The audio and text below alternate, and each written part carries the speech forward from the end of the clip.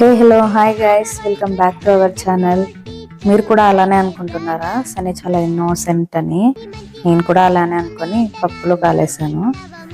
సరే ఆడుకుంటుంది కదా అని చెప్పేసి అయితే నేను తనని వాకర్లో వేసి జస్ట్ అలా వంటింట్లోకి అయితే వెళ్ళానో లేదో సన్నీ అయితే చాలా సైలెంట్ అయింది. ఏంటి ఈ పిల్ల చాలా సైలెంట్గా ఉంది, నార్మల్గా అయితే ఇది సైలెంట్గా అయితే ఉండదు, ఎందుకో సైలెంట్గా ఉందని చెప్పేసి నాకైతే ఒక డౌట్ వచ్చింది.